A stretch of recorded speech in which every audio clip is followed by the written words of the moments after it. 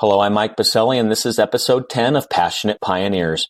In this episode, we spent time with two inspiring leaders who have dedicated their lives to childhood bereavement for community members in Colorado and beyond. Dr. Brooke Griese, co-founder and recently appointed board member, founded Judi's House in 2002. Judi's House is a national leading freestanding organization devoted solely to providing research-based care to grieving children and their families. For over 15 years, Judi's House has supported nearly 10,000 youth and caregivers by being focused on a vision that no child should be alone in grief. And recently, Brooke and the Judi's House Board of Directors appointed Jessica Maitland Mayo as their new CEO. During our time together, Brooke shared her very personal family story of how her husband experienced childhood bereavement, her professional background that prepared her for her mission in life, and how Judi's House came to be. Additionally, Jessica described how Judi's House provided loving and life-changing care to her family during unspeakable tragedy, and how this experience has perfectly positioned her to lead Judi's House today and into the future. And because of the generosity of their donors, there is no cost to families receiving care and services from the Judi's House staff. Before we dive into the podcast, it is my hope you will consider donating to Judi's House and share with your networks the humbling work this inspiring organization is delivering to so many in need. Simply visit www.judishouse.org/donate. This link will also be included in our episode notes. I am honored to highlight the work being done at Judi's House, and I look forward to having you a part of their journey.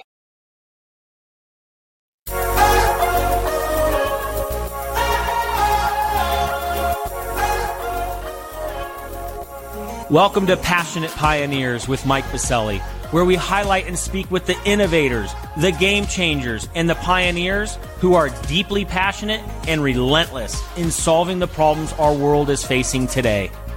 This is your opportunity to connect with and learn from these leaders and to support them on their mission. Perhaps they will soon be hearing your story as well. This is Passionate Pioneers with Mike Biselli. I look forward to having you on this journey with us.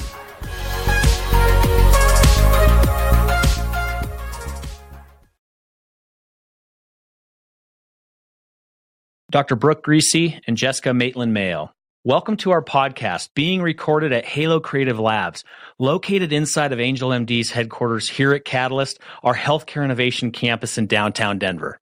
Thank you, Mike, for having us at this amazing place. Mike, we're so happy to be here. Thank you.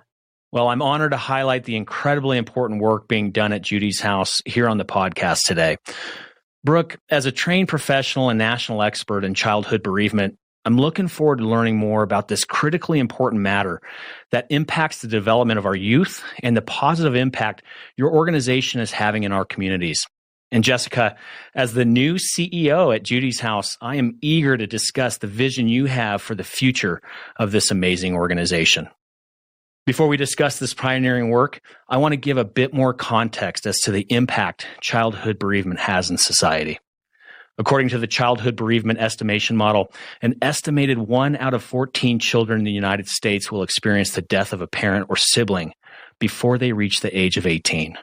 Almost 5 million youth in our country are bereaved, and the number more than doubles by age 25 to 12.8 million people. As you're both fully aware, childhood bereavement is a prevalent and critical public health issue that can have a profound impact on future well-being. Experiencing a significant death loss during childhood often results in profound stress and adversity, and without appropriate support, can derail a child's development. For the millions of youth who are bereaved, access to comprehensive grief-focused, trauma-informed care and resources is essential. Brooke and Jessica, I had no idea how far-reaching childhood bereavement is, and I'm humbled to be able to learn more from both of you and for our community to hear about the inspiring work being done at Judi's House.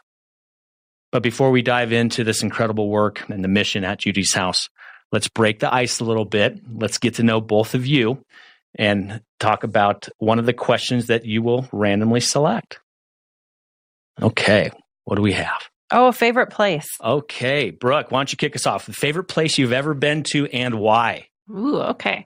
Well, I think up until a few years ago, I probably would have thought outside of the country and thought of Tuscany with its beauty and delicious food. That's not bad. But I have to say, honestly, my favorite place in the world is the beautiful mountains of Colorado. And when my children and my husband and I drive up I-70, the stress just falls behind us. And when we get closer to the sky that connects all of us, it just brings us a sense of peace. We're creating a special place up there for our family where we can paint and play together. And it's our favorite place in the world. So let's take that one level down now. Summer, winter, what season is favorite? I know they're all special. My children love and my husband love to ski, and I just try to keep up with them. I love all of the seasons. Fall is my favorite. Aspen are my most favorite species outside of my dog and my people in my life. But I think fall is a special place. Fantastic. Now, Jessica, where is your favorite place? Well, I love the water. And my grandparents back in 1943 bought a little bit of property on Lake Mille Lacs in Minnesota. And over the years, they built a cabin, then a home. And it's always been a special place that my family and I would go back each and every summer and spend time on the lake. It's no longer in our family, only in the last 5 years or so, but it's this beautiful place in my memories. when I need to find a tranquil spot in my heart, I remember back to that lake. Oh, wow. Yeah, that does sound beautiful. Well, ladies, thank you for sharing that. So, Brooke, we're gonna kick things off with you. There is an amazing story behind Judi's house and how it became what it is today. Can you take us back in regards to your family's journey of how Judi's house came to be? Sure.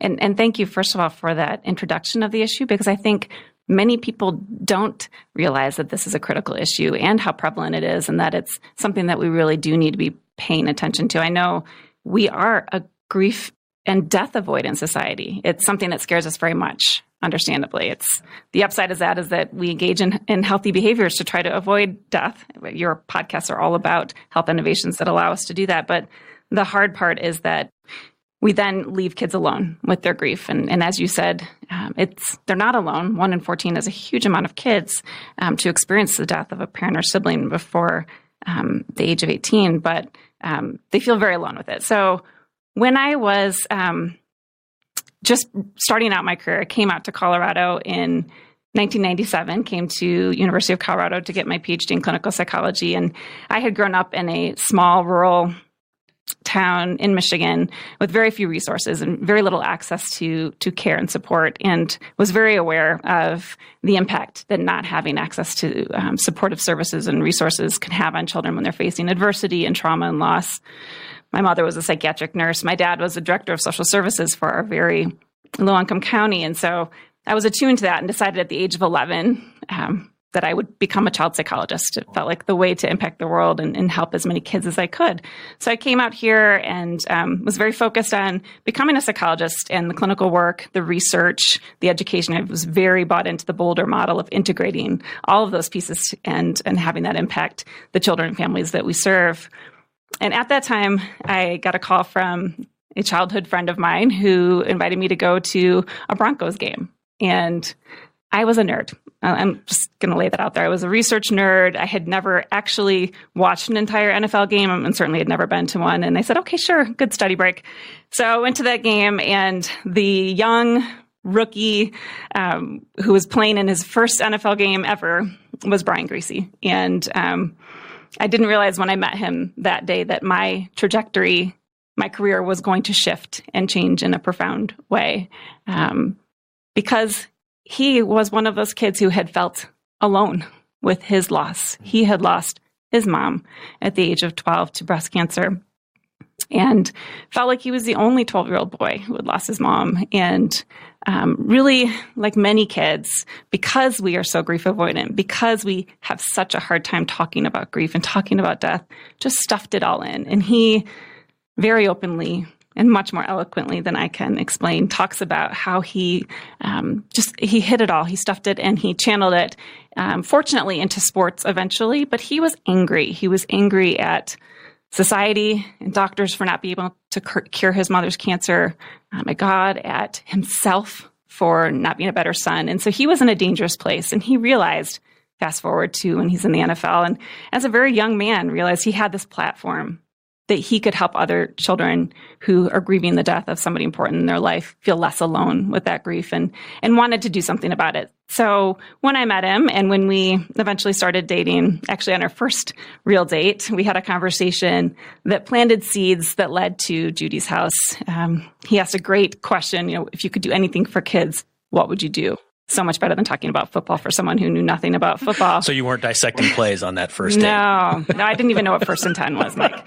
But we had this great conversation and came to this realization after doing some research in our community and looking around the country that really we didn't have anything in our community that could support children across a whole spectrum of reactions to a death loss, that there weren't any freestanding organizations that were providing care for children and families who were grieving and that could wrap around the whole family in a way that was comprehensive. And we opened our doors very small. We opened as like most grassroots peer support programs start, very small with just a couple of staff and ourselves as volunteers and a handful of volunteers, and grew over the years and really came to realize that we needed to grow.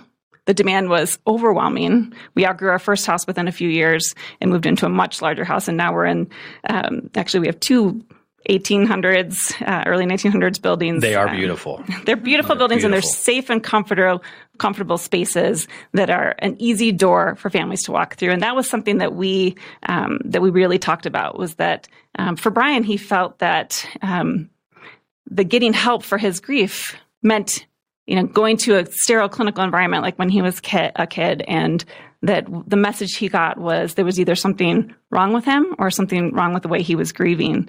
And so he really felt like, and I agree completely, that having a safe and comfortable home-like environment could be a healing element of what we could provide for families. And then that connection with other kids. We really saw that there was a need for having a space where children could meet other kids their age who had lost a loved one, that parents and caregivers could connect and learn from one another and share their experience and develop a path forward together as a family. And so for us, it was that piece of bridging my experience as a psychologist and his experience of loss of his mom and feeling very alone with that, and into a place that could help many, many people. Wow. Thank you for that, Brooke. That's quite the story. And so obviously here it was in Denver, started with one house, started, like you said, very grassroots as they always do. And now we're seeing some growth. And Jessica, we're going to talk a little bit about that. Did you see any attention on this, and did it maybe quickly happen? Other folks around the country, other leaders around the country in this space, looking back into Denver and studying your model and asking, Dr. Griese, how are you building this? What are you seeing, and how is this impacting? What are some of the end results that you're seeing? Did you see some attention outside of the community of Denver?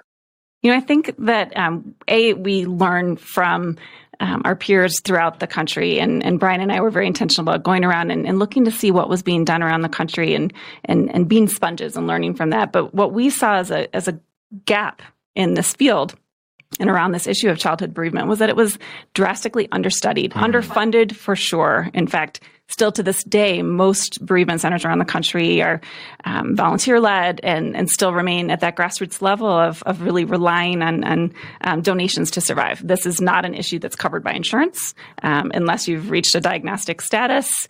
And for us, we wanted to preserve the beauty of that grassroots feeling, that place of a community coming together, but also fold in research. To us, understanding this issue was key to helping all boats rise in this work that we're doing together. And so we invested and eventually established JAG Institute, which also honors Brian's mom. Her name is Judi, but Judith Ann Griese is her full name. So JAG Institute honors Brian's mom as well. And we really wanted to, and had been really almost from the beginning of Judi's house, integrate academic level research into a community-based setting, because to us, real research that was actionable and that we could be using in our real world settings needed to be done in a real world setting. So to have that research integrated into our clinical practice and have that inform the development of our programs really did allow us It is different from what's been out there in the field and allowed us to develop a model that's unique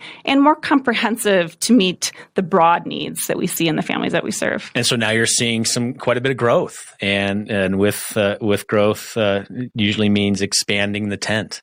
And so now, and Jessica, we're going to dive into this. Brooke, you've brought on a new CEO, and I know you and Brian are still going to be very much involved in the organization, but here's a new CEO just recently appointed. Discuss that a little bit. What were the telltale signs that, Brian and we need to get out of the way a little bit and bring in a CEO? Maybe unpack that a little bit. Yeah, well, so we were 27 when we started Judi's House, which means we really knew not much at all. And we definitely had no idea that we would get to this place of having served over 10,000 individuals and providing free care to that many children and caregivers and being at a place of capacity, needing to continue to grow.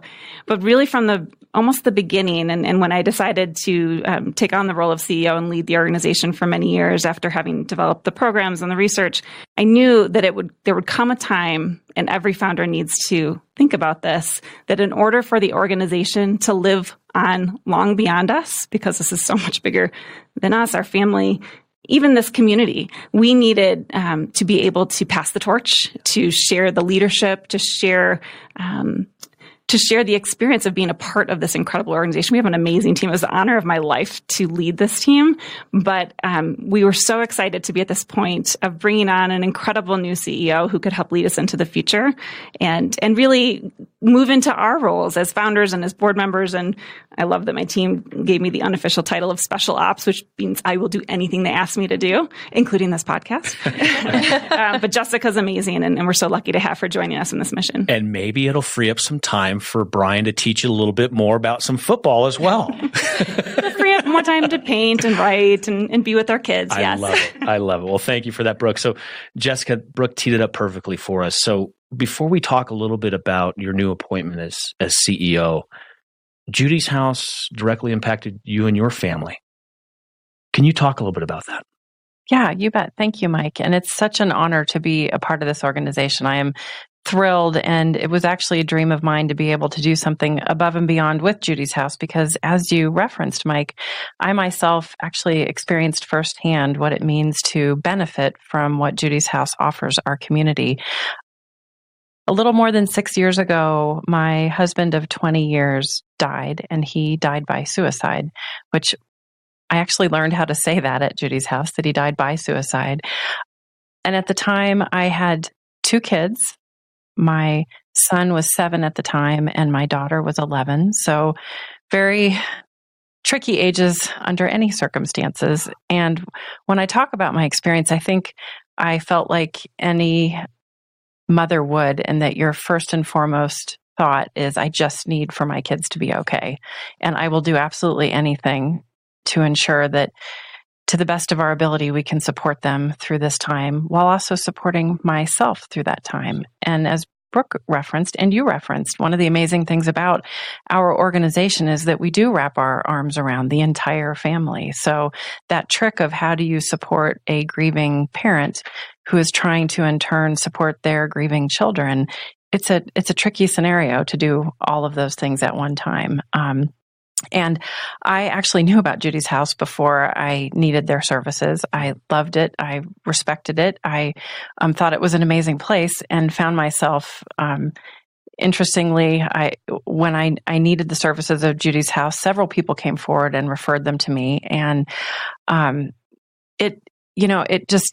Brooke talks about it being an easy door to walk through, and I think that's very true. I think our community is very grief adverse, and if you're working a high-pressure job or you're being who you need to be out in the community with friends and family, really having the opportunity to express what grief looks like and support your children in that way is a very tricky thing to do. And coming to Judi's House, we actually spent as a family an entire year. We accessed everything they had to offer, which for us meant we came to group counseling sessions for the first 10 weeks, once a week. And then we moved on to a program that we call Connections for people who want to stay engaged. We would come every other week, and my kids would be in a group that was specific to the type of death loss that they experienced. And also in a group with kids who are similar age. So it gave them the opportunity, unlike what they did not have anywhere else in their life, to talk to other kids who are going through something similar. And to speak candidly, our experience, a father who dies by suicide is not something that kids are going to feel comfortable leading with almost in any community. And I think that's something we need to fix as a society. And that's something that Judi's House is working towards. But having that type of support for our entire family during that time was truly life-altering for us. I heard one of our clients recently report when she talked about Judi's House, that Judi's House was the only safe place she and her family had to grieve. And that so resonated with me. That's how I felt when I showed up with my kids. It's like I can walk into this organization and be supported by these licensed clinicians, by volunteers from the community, by other people who look like me and my kids, and go through the experience of my personal experience, my kids' personal experience of what it looks for us uniquely to go through that process. And what did you see the impact it was for your children going through that? As you mentioned, that is quite unique that they were able to match up with some peers to go through it as well. What did you see for your children through that experience? Just the other day, I was talking to my daughter, who is now 17, and she was 11 when she went through. And it was really sweet because I was talking about my work in Judi's House, and she rattled off, yeah, it's so that kids know they're not alone. Oh. And for her, that's our mission. That's our vision. That's why we exist. It's so that kids don't feel alone, so that they feel connected to others who have gone through a similar experience, so they don't feel other in this world. I think this world, by its very nature, can easily make all of us feel other at times. And then you add in the layer of a death loss on top of it. So I did watch as both my children in their own way would look forward. It was hard work to be there, but look forward to going to Judi's House because they didn't feel alone. And the type of connection around a shared meal, around an activity, around a conversation, but with others who were going through a similar experience. And it helped them gain their footing as best as you can. The work also becomes your own. So you take the tools and the experience, and then you move forward in your own way and integrate it. But it helped them gain their footing. So I definitely got the sense of what it meant for you as a mom. But what did it mean for you as person, as Jessica, for you personally? What did it mean for you? I think that's why I referenced that quote. For me, it was a very safe place to be during the most difficult time of my life. Yeah. And I had a job at the time that, we talk about a lot of our clients, you have 2-income parents that go down to 1, and you've got a level of pressures upon you that maybe you didn't feel before. So you just kind of need to keep going forward in your world during that very traumatic time. And to know that there was one place I could go each week to be surrounded by peers that had a similar experience, I felt that I had support. And the other thing, and I've said this before, quite honestly, I was hesitant when I first showed up because I wanted to make sure that if I came, it was a safe place for the support I needed. And one of the things that makes our organization so unique is the fact that we are run by licensed clinicians. And the genius of Dr. Griese and her husband putting this on the map, it is unlike many other facilities in that the training level and the level of skill, we showed up as a family with complexity. And complexity requires a higher level of skill. And I needed to feel the comfort that if I truly put our issues in front of these folks, that they could meet us where we were. And I see that time and time again for the clients who come through, that that's what we provide. Well, thank you for that, Jessica. And of course, thank you for letting us in on your family journey. It's very courageous of you, and I know it's going to impact a lot of people listening in on the podcast. So let's turn a bit to the focus of the big announcement. Here you are, the new CEO, and congratulations on the new appointment. Thank you, Mike. Jessica, where are you right now as a CEO with the organization? Where is the organization under your leadership? And then, of course, share a little bit, where do you see Judi's House going in the future?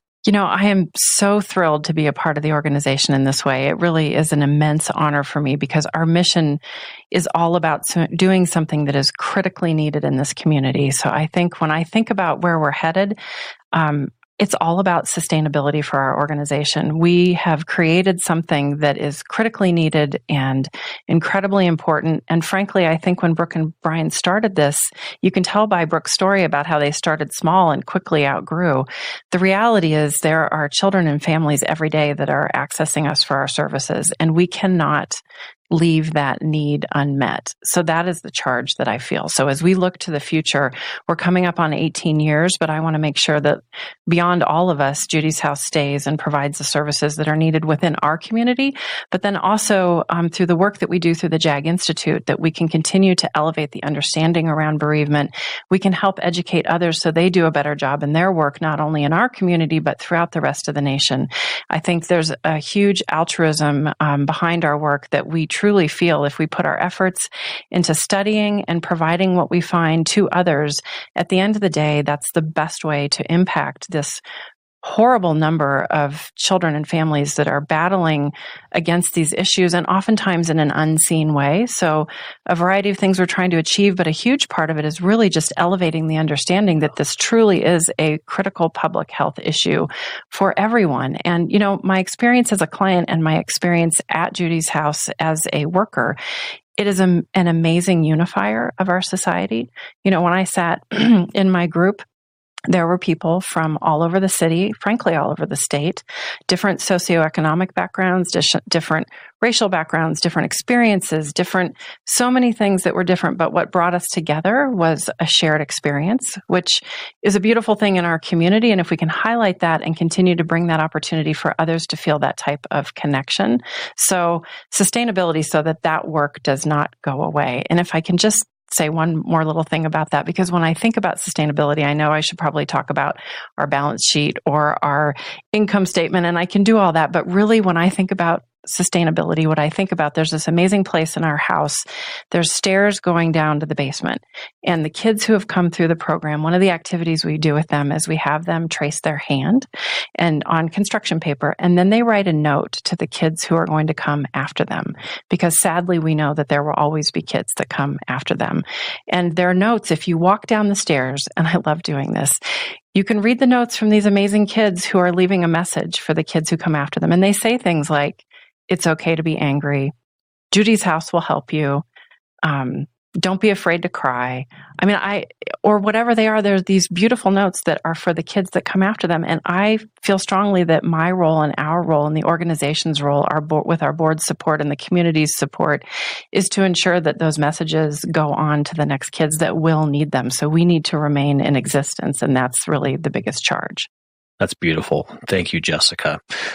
And Brooke, we're going to turn back to you a little bit. So, of course, we want to discuss a few action items from this amazing work, 18 plus years in, with Judi's House. What are 2 or 3 action items that our community can implement with the work and mission of Judi's House?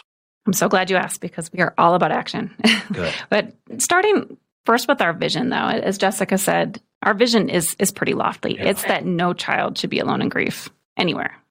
So in order to achieve that lofty goal, we need to elevate this issue, as she said, as a public health and a societal priority across all sectors: education, health and behavioral health, policy, and really build the capacity of our communities to be grief informed and responsive when they come in contact with children and families who are grieving. So that is a big, lofty goal. And as Jessica said, how we plan to do that is by sharing all that we continue to learn from the courageous children and families and parents like Jessica, who have come through our programs and taught us so much about what the experience of bereavement and the experience of grief can look like for them, but what healing looks like to them as well, and how they can develop a compassionate and giving response to others in the community. So we have a tremendous amount of children who are now coming out of our programs and giving back and coming back and volunteering. And one of the biggest compliments we've had recently is that we train clinicians and future clinicians, and several of our interns who have come through our program were actually clients who came through our program years ago, and were inspired to go into this work because of their experience at Judi's house. And it's exciting for us that a service that is preventive in nature, that can help promote resilience for families is something that people are actually wanting to go into as a career now because of this work. But in terms of your listeners, like what can community members do? I think there's a lot they can do. I think they can, first of all, educate yourself and your community. So go to our website, learn more about the supports available, like Judi's House and JAG Institute, in your community. There are great resources available online. The National Alliance for Grieving Children is a great partner of ours, and Aluna as well. They have directories of child-specific grief-focused programs nationwide. So you can find out who's providing care in your community and educate yourself about their mission, and then make sure the people in your community know about those resources as well. And just as a quick aside there, Brooke, we'll include in the episode notes some links to some of those resources that you just shared. We'll include those in the episode notes for our community. I think that's great. I think that the people who come in contact with kids, the teachers, the coaches, all of these folks need to be more grief informed and aware so they can be there for kids. And secondly, lending your time and talents. So like Judi's House and JAG, most bereavement centers rely on the generosity of the community to serve the fraction of those nearly 5 million people that you talked about. The New York Life Foundation is one of the largest financial supporters of childhood bereavement nationwide, and we're grateful for their contribution and partnership in this mission, this field. And that financial support is critical, but the volunteering is critical to our organization and others as well, whether that's serving meals or volunteering in groups, helping out around the house. So volunteering is a great way to get involved and to be a part of giving back to the community and helping them feel connected and cared for. And Jessica, do you have one action item from your perspective? I think really being an everyday hero to those folks out there that are going through grief and showing up for them, I think is oftentimes in our society, folks don't know what to do when you come across somebody who is experiencing a death loss in their life, and to just be present and to be supportive and to engage in conversation and be there for them. And to tie it back a little bit, you both just highlighted it a couple moments ago regarding language. You mentioned that some of the children that have gone through the program, they trace their hand and leave a message for the ones that will be coming after them. And then you mentioned about talking about it in our communities. Dr. Ben Miller, on an earlier episode, he's the Chief Strategy Officer of Wellbeing Trust. He said something so profound on his episode. He said, language changes culture.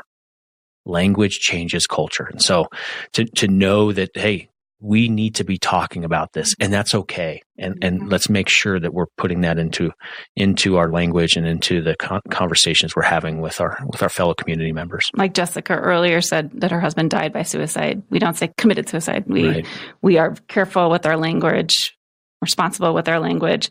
And that matters for the kids who are watching and learning how to grieve and live and be supportive of others who are grieving.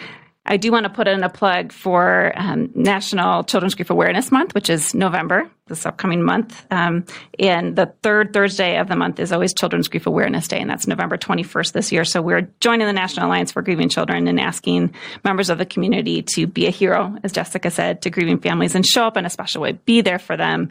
And you can learn more about that at childrengrieve.org. Awesome. And we'll, again, include that link in the episode notes. Jessica, we'll come back to you in just a moment in regards to how we can find out about this important work online. Thank you for sharing that, Jessica, in regards to some of the things of how we can get involved in implementing the work of Judi's House in our community. Brooke, what is one problem, need, or question that you currently have that the community can help with? I think you're helping us do it right now, Mike, and that's by elevating this issue, making people aware that it is a critical issue that needs the attention of our society. It should be a public health and societal priority across all sectors: education, health, mental health care, policy. And we need to build the capacity of our communities to be grief-informed and responsive to the needs of grieving children and families. Excellent. Thank you. And Jessica, how can we find out all this amazing work online? Where are some of the touch points online for our community to get involved? You bet. We are very active on Twitter and Facebook. So on Twitter, we're at Judi's House, and that's Judis, Judi's House. Also on Facebook, you can search us up as Judi's House. And then our website is judishouse.org. So a great place to find more information and more resources as people are working to really educate themselves about this issue. I do have to applaud you and the organization. There is so much incredible content on the website that is so informative. So I do recommend that our community go and check that out on the website as well. Thank you. All right, we're going to take it home, ladies. So Jessica, I'm going to start with you, and then Brooke, you're going to close us out. Please fill in the blank, Jessica. I'm a passionate pioneer because I believe we can change the world around us through this work. I believe that sincerely, actually. I think if we can all take steps through Judi's House or just as people in the community, we can help turn society to being less grief adverse and actually becoming more grief informed and be supportive and have this as a topic that we're not afraid of and helps us embrace each other and build connection in our community. Excellent. Brooke, I'm a passionate pioneer because every child who's grieving should have access to compassionate care and meaningful connection in their community. That is what will help them and allow them to not only heal, but thrive. Excellent. Ladies, thank you for taking time today to be on our podcast, to share your story, to share your truth, and to share where you're going as an organization. I know your work is just beginning, and know that on behalf of our podcast and our community, we thank you and we applaud you. Thank you so much. Thank you, Mike. Thank you, Mike.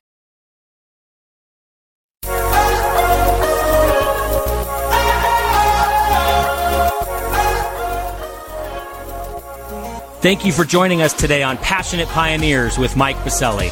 We'd love to hear your feedback about the podcast so we can continue to improve this community and to further support the pioneers being featured.